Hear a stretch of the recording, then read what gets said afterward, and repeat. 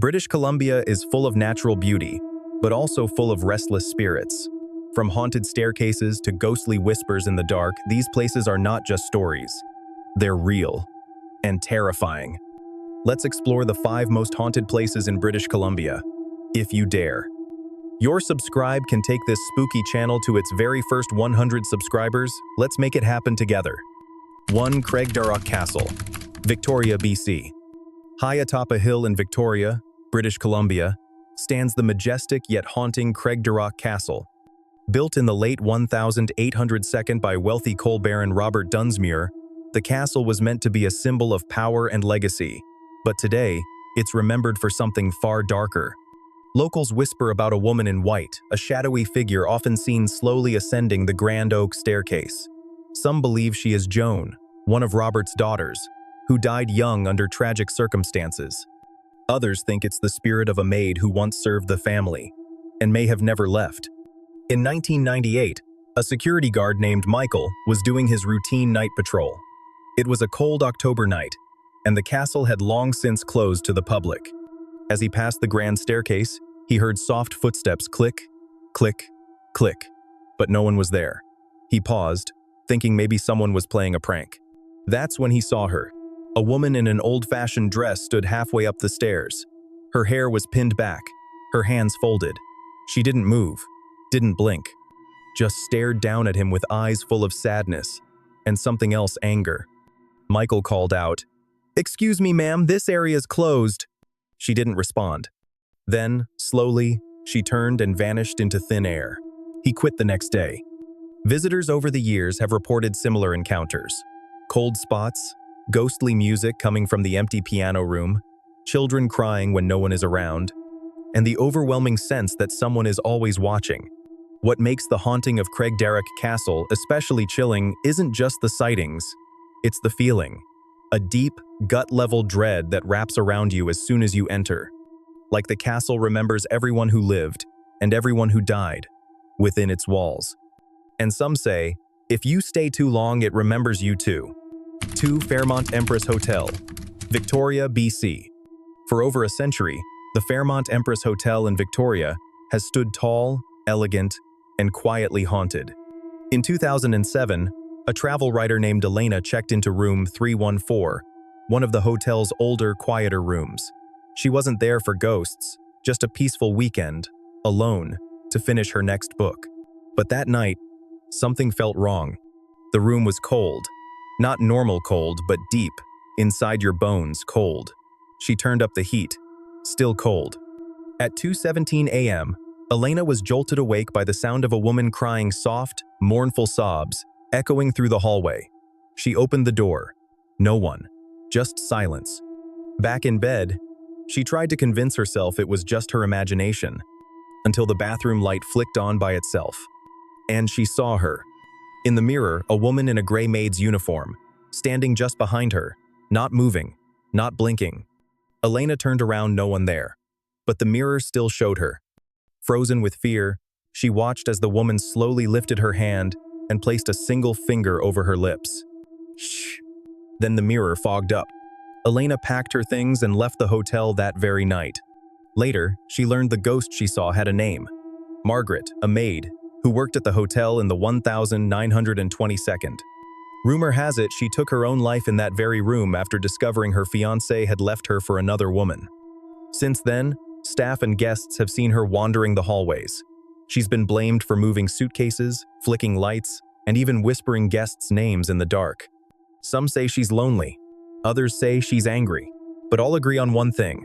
Room 314 is never quite empty, even when no one's checked in.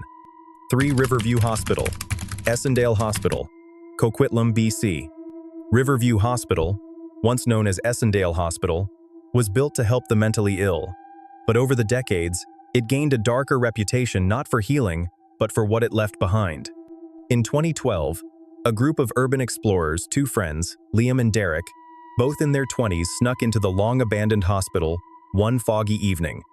Armed with flashlights and a cheap video camera, they were chasing cheap thrills and ghost stories. But what they found was something else. The hospital was silent. Too silent. Paint peeled from the walls, Old wheelchairs sat frozen in time, and the air felt heavy like it remembered pain. As they reached the east wing, Liam paused. "Do you hear that?" It was faint, a soft, wheezing breath, like someone struggling to breathe, but there was no one there. They turned a corner and saw a door labeled Ward 8 Isolation.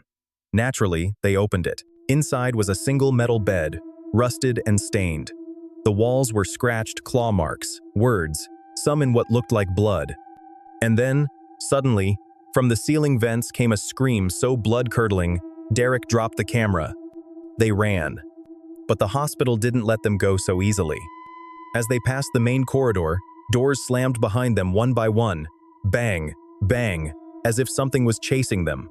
Liam looked back and saw a shadow, tall, twisted, not walking but floating just above the floor. It stopped at the corridor's end and whispered, "Stay." They never looked back again.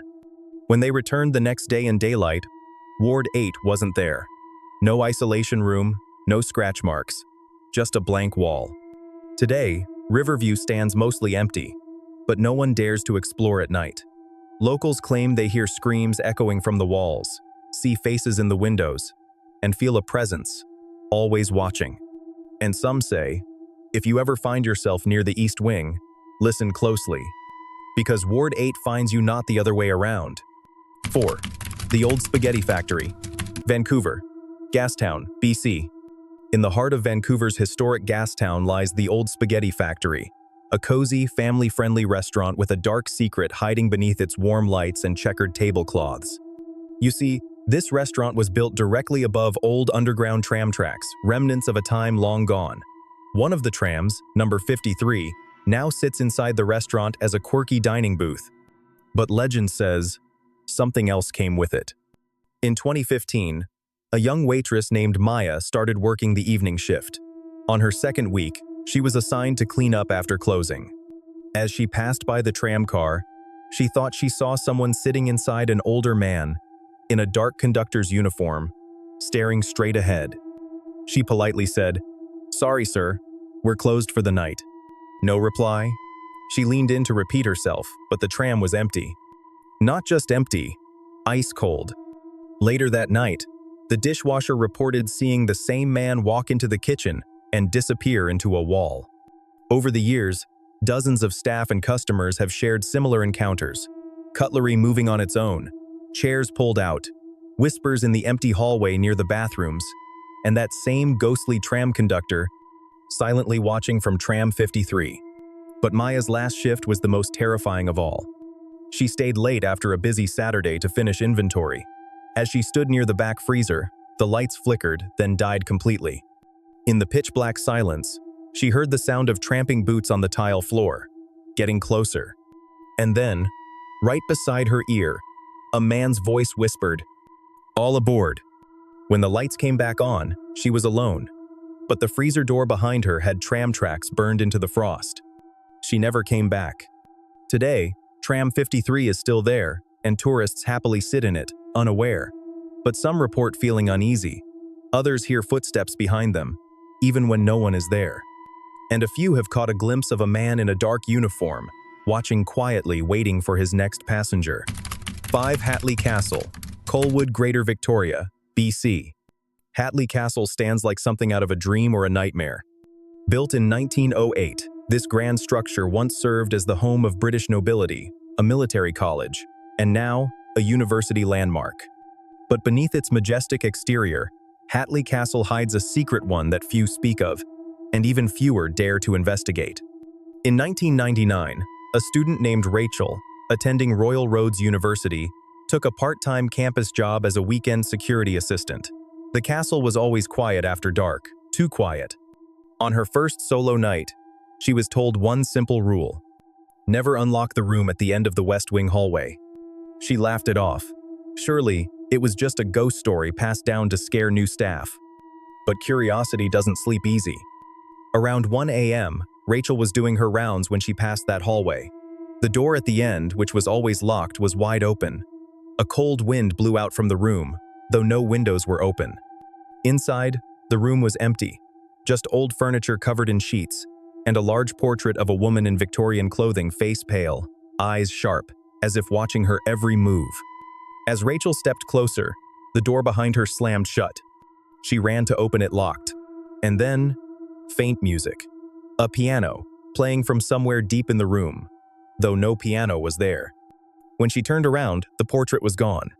In its place stood the same woman, now right before her floating, eyes glowing faint gold, mouth moving with no sound.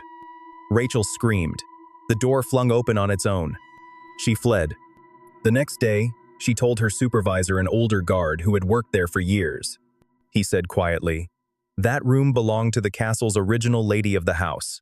After her son died in the war, she was never the same. She locked herself in that room and was found dead a year later, still sitting by the window, waiting for him to return. Some say she still waits. Others say she's angry no one told her he's gone. But one thing is certain. At Hatley Castle, some doors aren't meant to be opened.